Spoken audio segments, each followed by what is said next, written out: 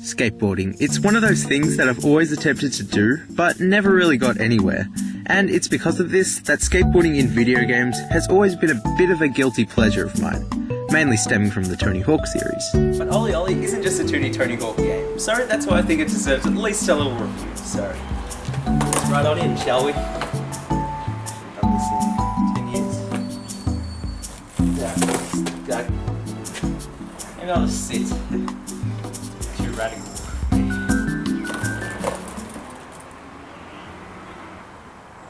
This worked better in my head.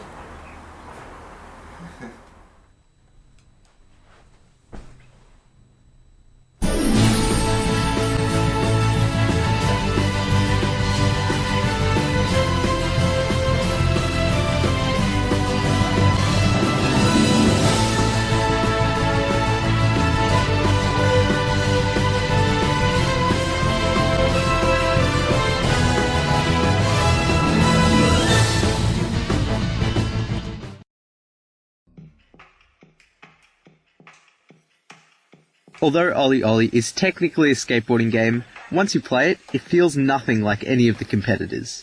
You'll be grinding, doing 360s, and crashing like no one's business, the usual sort of tropes. But what sets OlliOlli apart is its almost puzzle-like gameplay. In other modern skateboarding games, you often have full control of your character on the 3D plane, but in OlliOlli, you can only control his actions and jumps, and you move forward automatically. Kind of like BitChute Runner if you played that game. Isn't that right, Cooper? Can't talk. Concentrating. Well, I guess it's justified. That does bring up a good point. You really have to be concentrating in this game. The basic controls of this game include moving the joystick for tricks, L and R and the joystick for more tricks, and finally the A button, which you press every single time you land back on the ground. Now, this is where the true challenge comes in. The entire game centers around timing all of your tricks, while at the same time pressing the A button the moment you hit the ground every single time. You also have to avoid obstacles which can cause a nasty fall, even if you just skim the top of them. Now, all of this can be pretty overwhelming once you first play, and you probably will stack the first few tries. No, you will stack. But once you play a bit more, you really do feel like you're getting better, and it's so satisfying just to land a continuous chain of grinds and then land it perfectly. Ugh, it just feels so good. But this isn't easy to do, not at all. Most of the time you'll be falling flat on your face, as this game is incredibly difficult. I was actually getting some BitChute Runner vibes in terms of difficulty, but this is what makes the core gameplay so rewarding, and I wouldn't have it any other way. However, this may just be my skill level, or maybe my lack of skill, but the only bad thing I can really think about the gameplay is the controls. All of your tricks are handled with the joystick, and some of these tricks are really similar. This makes it rather difficult to perform specific tricks, especially when you're trying to concentrate on, well, you know, not dying. This may just be me though, and I might get used to it given more time, but it's something to keep in mind.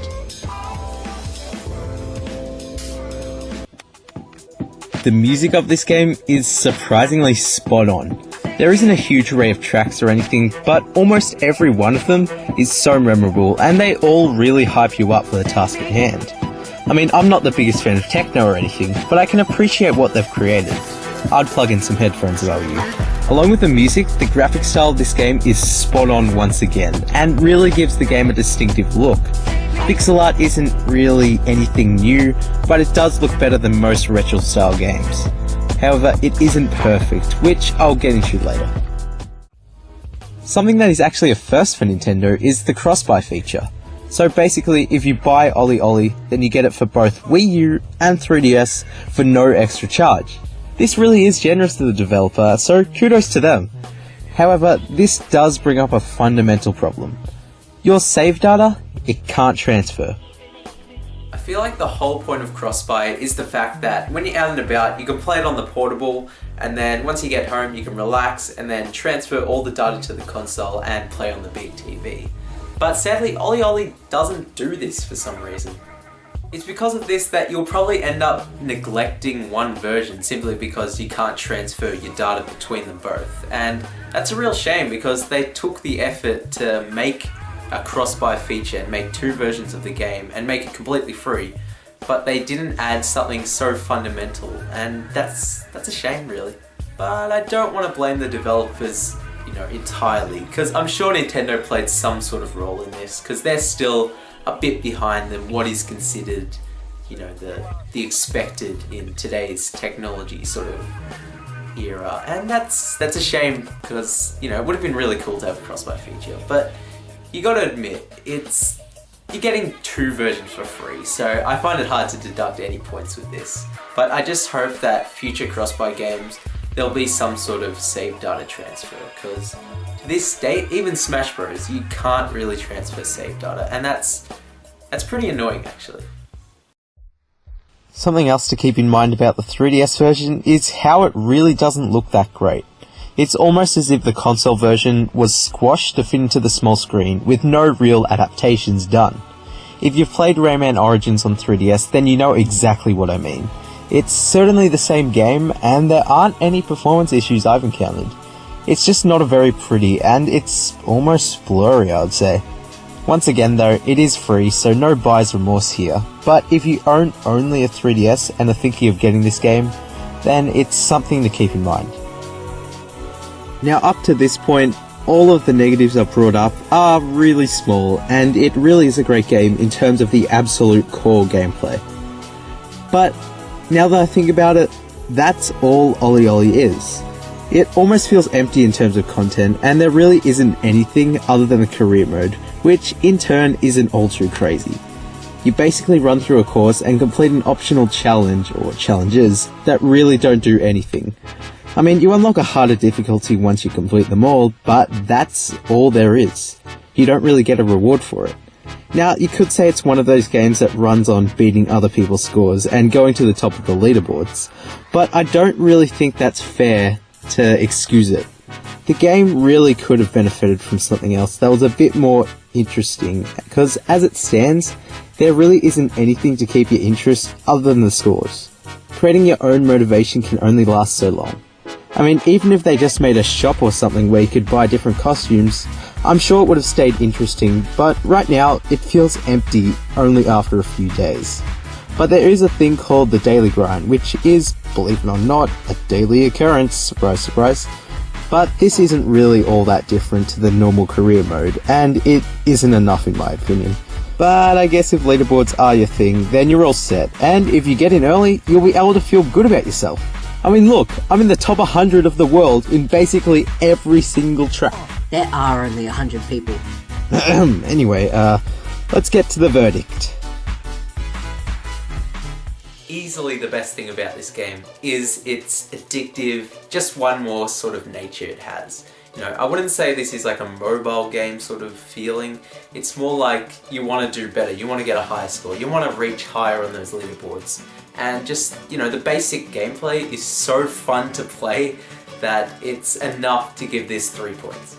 The music of OlliOlli is great. I mean, I'm not a fan of dubstep sort of things, and this is sort of treading into that area. But I really like it, and it really hypes you up to get a high score and keep on playing and ultimately not get frustrated. So I'm going to give this 2 points. Despite having sort of like a pixely sort of art style, it remains distinct and its own style. I really like how it's still a pixel art sort of thing, but it sort of has more than a normal pixel art game would have. It has more pixels than a normal pixel art game would have. Sense, but if you just look at the gameplay, and I think you'll kind of get an idea of what I mean. It looks really good, it's detailed, and it's unique, so I'm going to give this 2 points as well. I can only really think of one bad thing, but it's a pretty big bad thing. It's the fact that this game doesn't really have much other than just what it is. It has a career mode and that's it, and I wouldn't even really call it a career mode. It's more of stages that don't look too different to each other, and then have a few challenges that really don't do much. And that's kind of annoying, I would just wish it had something like a shop or something small that would keep you interested other than just leaderboards, because it kind of feels like you have to make your own fun and stay engaged on your own terms, and it doesn't really give you something to strive for. So I'm going to minus a big whopping 3 points. Yeah. I'm sorry. Okay, let's see how OlliOlli stacks up.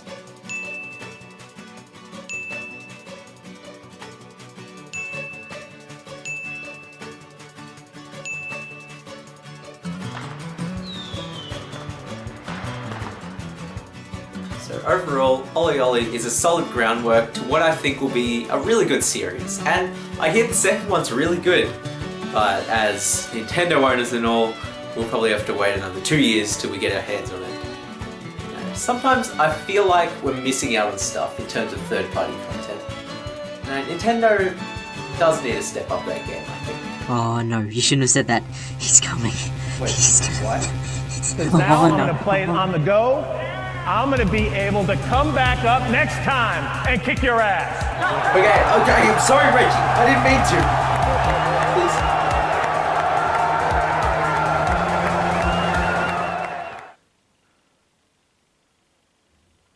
Oh my.